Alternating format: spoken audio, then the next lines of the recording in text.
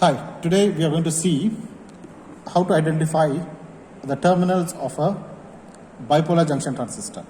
As you can see here, this is the bipolar junction transistor, right? So you can see here there is a flat surface, right? A flat surface over here, and there is a curved, right? So if you want to identify the terminals of a BJT, there are three terminals: emitter, base, and collector. I'm going to hold the device like this. Hold the device like this so that the flat surface face towards you, right? You have to start from the left, right? This terminal is the collector terminal. The next terminal is the base terminal. The third terminal is the emitter terminal, CBE, right? CBE, collector, base, and emitter. You can see here the flat surface is over here. Left side, start from left. This is the collector, base, and emitter. Hi, I'm going to show you how to measure the current gain of a transistor. Right? Let us take the multimeter, and there is an option called HFE. Right? There is an option called HFE. Right? So you are going to choose this option first of all.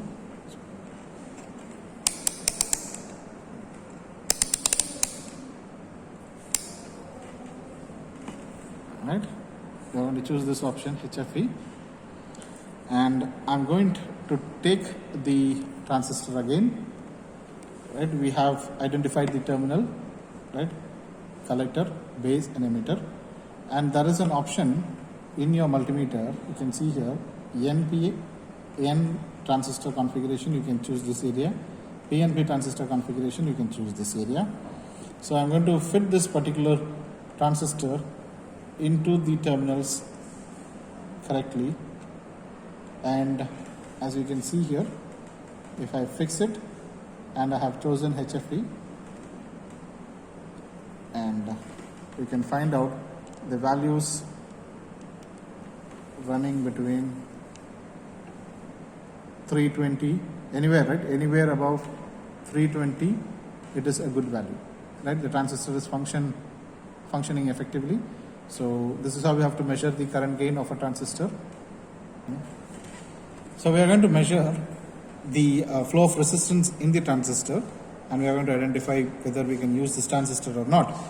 So this is the basic block of a NPN transistor. We have NP and N. So we have emitter, base, and collector over here. What we are going to do is, so this is a PN junction connected back to back, right? So I can connect my positive to an N junction, and if I connect a negative to my base junction, right? This is P. I'm going to connect negative terminal over here. The black is negative, red is positive.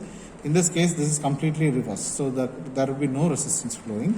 If I'm going to change the multimeter probe like this, right? I'm going to have the red probe to the base and the black probe to the emitter.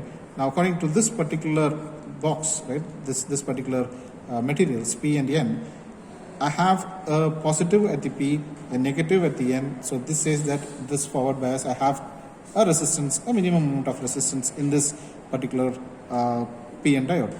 And if I have this particular PN diode, and if I'm going to connect the same way, positive to the base and negative to the collector, again I will have some certain amount of resistance flowing. But if the either cases, if I reverse the polarity, there would be no resistance flowing. So let us check whether we have the resistance or not. Okay, now this is the multimeter that we have used so far.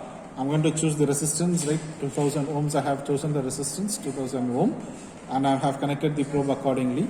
We are going to measure the resistance. So take the multimeter. So as I have collector, base, and emitter over here, I'm going to take the red probe, right? Red probe is for the base, that is for P material. I'm going to connect it to the red, right? I have used my probe for this. This is the red. So I'm going to connect it over here, red. And I'm going to take this black, right? And if I'm going to connect it at any of the terminals, right? Maybe it is a emitter or a collector. I would be getting a resistance. Let us see the resistance. Let us check. So the resistance is connected over here, and I have, I can check it across here. See here, I can get the resistance. I can get the resistance, and same way I get the resistance 740. But if I change the polarity, there is no resistance. Right? Any case. So you can identify it this way whether your transistor is functioning or not, and this is the test procedure for knowing whether the transistor is operationable or not.